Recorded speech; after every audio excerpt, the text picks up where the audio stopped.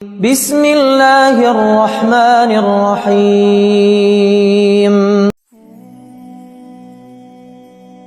کبھی ایسا وقت بھی آتا ہے جب انسان کے ہاتھ خالی ہو جاتے ہیں، آنکھیں اشکبار ہو جاتی ہیں، دل بے حال اور زبان خاموش ہو جاتی ہے، ہر طرف اندھیرا چھا جاتا ہے۔ جب وہ رشتے جن پر ہمیں فخر تھا، وہ خواب جن پر ہمیں بھروسہ تھا، سب کچھ ٹوٹ جاتا ہے، تب دل سے صرف ایک صدا نکلتی ہے کہ یا اللہ، یہ میری آزمائش ہے یا کہ تیرا عذاب۔ آج ہم اس سوال کا جواب تلاش کریں گے۔ ہم دیکھیں گے کہ جب سب کچھ چھن جائے تو مومن کا کیا راستہ ہوتا ہے، اسے کیا کرنا چاہیے، کہاں جانا چاہیے اور کیسے اللہ تعالیٰ کی مدد کو محسوس کیا جا سکتا ہے۔ پہلی بات کرتے ہیں کہ آزمائش اور عذاب میں فرق کیا ہے۔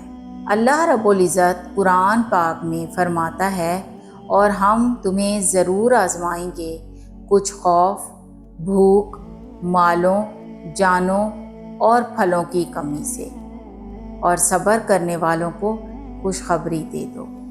یہ آیت صاف بتاتی ہے کہ مومن کی آزمائش اللہ کی رحمت ہے، اس کا مقصود درجات بلند کرنا ہے، نہ کہ عذاب دینا، جبکہ عذاب گناہوں کی پاداش میں نازل ہوتا ہے، جس میں توبہ کا دروازہ پھر بھی بند نہیں ہوتا۔ آزمائش مومن کو سنوارنے کے لیے آتی ہے اور عذاب مجرم کو متنبہ کرنے کے لیے۔ آزمائش میں صبر کرنے سے درجات بلند ہو جاتے ہیں، اور عذاب توبہ نہ کرنے پر ہلاکت کی صورت میں آتا ہے۔ جب آزمائش آتی ہے تو دل میں اللہ کی طرف رجوع ہو جاتا ہے، اور جب عذاب آتا ہے تو دل سخت ہو جاتا ہے۔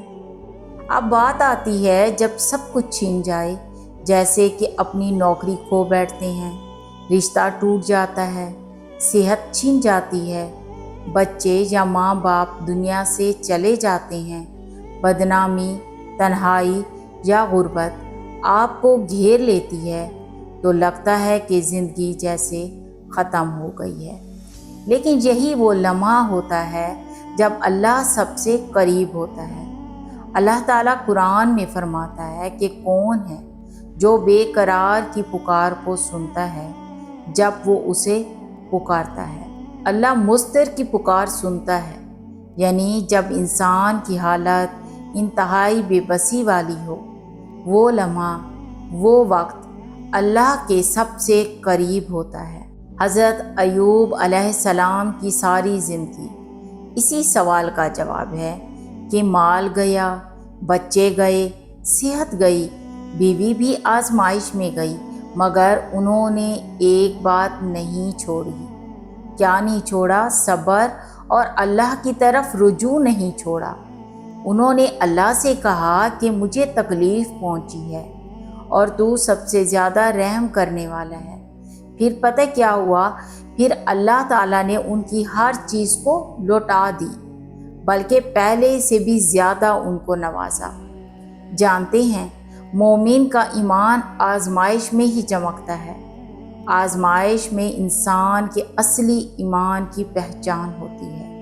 حضرت علی رضی اللہ عنہ فرماتے ہیں کہ ایمان کی حقیقت صرف آسانیوں میں ظاہر نہیں ہوتی، بلکہ آزمائش میں۔ تمہارا صبر، تمہاری سچائی، تمہاری رضا، در حقیقت یہی اصل ایمان ہے۔ جو آزمائش میں اللہ کو یاد کرے، صبر کرے، اللہ سے شکایت کی بجائے اللہ سے بات کرے، تو وہ اللہ کے خاص بندوں میں شامل ہو جاتا ہے۔ پھر ہمارے دماغ میں سوال آتا ہے کہ کیا یہ میری غلطیوں کی سزا ہے؟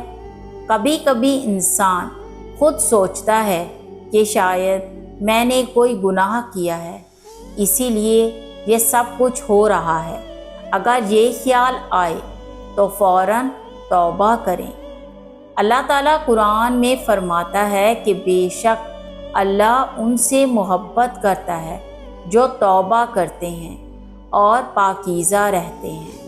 اللہ تو معاف کرنے والا ہے، وہ خوش ہوتا ہے جب بندہ روتے ہوئے اس سے معافی مانگتا ہے۔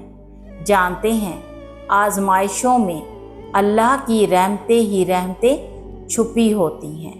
بعض اوقات اللہ ہمیں کسی تکبر سے بچاتا ہے، ہمیں کسی برے انجام سے بچاتا ہے، ہمارے درجات بلند کرنا چاہتا ہے، ہمیں دنیا سے موڑ کر اپنی طرف لانا چاہتا ہے۔ تب وہ چھین لیتا ہے وہ چیزیں جن سے ہم دل لگا بیٹھتے ہیں۔ حضرت علی رضی اللہ عنہ فرماتے ہیں، جب تم کسی چیز کو کھو دو اور تمہارا دل اللہ کی طرف لگ جائے تو سمجھ لو کہ تم نے کچھ کھویا نہیں بلکہ پایا ہی پایا ہے۔ اب سوال یہ ہے کہ آزمائش میں کیا کرنا چاہیے؟ صبر کریں، نمازوں کی پابندی کریں، توبہ و استغفار کریں، دعا کو مت چھوڑیں، صدقہ کریں اور پھر اچھے لوگوں کی صحبت کو اختیار کریں جو آپ کو اللہ سے جوڑے رکھیں۔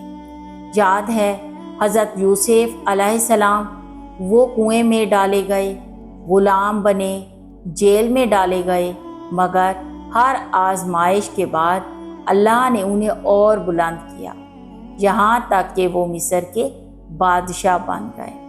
پھر اللہ نے یوسف علیہ السلام سے فرمایا، جو تقوی اور صبر اختیار کرے اللہ نیکی کرنے والوں کا اجر ضائع نہیں کرتا۔ اگر آزمائش لمبی ہو جائے تو پھر کیا کریں؟ یاد رکھیں اللہ کی مدد آتی ہے، ہر رات کے بعد صبح ہے، ہر دکھ کے بعد سکون ہے، کیونکہ اللہ کہتا ہے بے شک تنگی کے ساتھ آسانی ہے۔ نبی کریم صلی اللہ علیہ وآلہ وسلم نے فرمایا، جس نے صبر کیا اللہ اسے صبر عطا فرماتا ہے، اور صبر سے بڑھ کر کوئی بھی نعمت نہیں دی گئی۔ آزمائش کے بعد کی روشنی، کبھی کبھی آزمائش ہمیں اللہ کے بہت قریب کر دیتی ہے، ہم اللہ سے جڑ جاتے ہیں، اپنے گناہوں سے توبہ کرتے ہیں، ہم دوسروں کا درد سمجھنے لگتے ہیں، ہم زندگی کو نئے انداز سے دیکھتے ہیں۔ یہی آزمائش کا سب سے خوبصورت نتیجہ ہے۔ یاد رکھیں جب سب کچھ چھن جائے تو صرف ایک چیز باقی رہتی ہے، وہ ہے اللہ کی ذات۔ آج خود سے سوال کرو، کیا میں نے اللہ کو یاد کیا؟ کیا میں نے صبر کیا؟ کیا میں نے اس آزمائش کو اپنی روح کی اصلاح بنایا؟ اگر ہاں تو سمجھ لو یہ آزمائش تھی نہ کہ عذاب، اور تمہیں اللہ کے قریب لانے کا ایک ذریعہ تھی۔